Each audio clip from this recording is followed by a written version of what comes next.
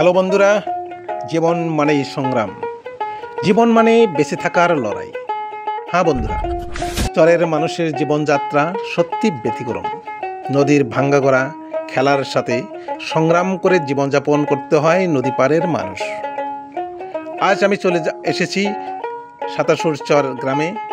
ব্রহ্মপুত্র নদীর পাড়ে এক সময়ের পুরনো গ্রাম সাতাশুর চর এখন অস্তিত্বের চরম সংকটে।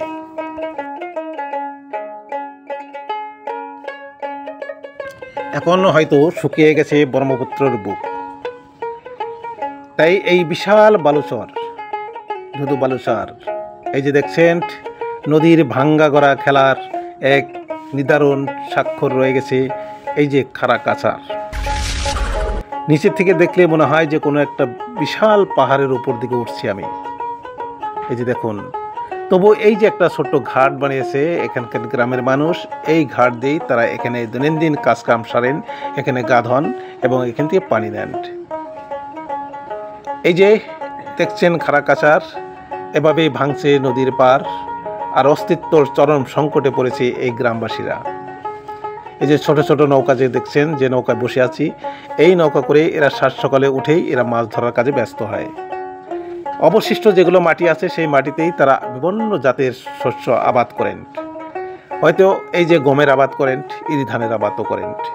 এদের বেশিরভাগ মানুষের হয়তো নদী থেকে মাছ ধরাটা এদের হয়তো পুরনো অভ্যাস। এই যে দেখছেন বিরাট বালুচর, কিন্তু যখন বর্ষা মাস আসে তখন এই নদীর রূপ নেয় এক ভয়ঙ্কর রূপ। অনেকের বাড়িঘর তুলে নিয়ে যায় নদীর স্রোতে। হাহাকার পরিস্থিতির সৃষ্টি হয় এখানে। হয়তো আজও হয়নি গড়খাইনে প্রতিরোধের স্থায়ী ব্যবস্থা।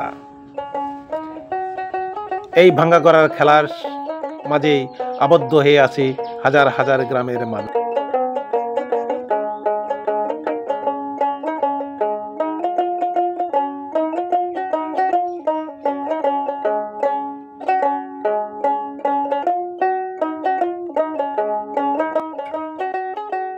এই যে মাঠ, এই যে দেখছেন বিশাল মাঠ, এই মাঠে গরু চড়ায়।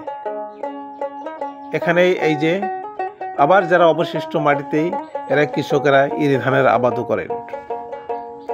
যদি গড়খাইনে প্রতিরোধের ব্যবস্থা না হয় তাহলে হয়তো একদিন এই গ্রামটা বিলীন হয়ে যাবে ব্রহ্মপুত্র বিশাল বুকে।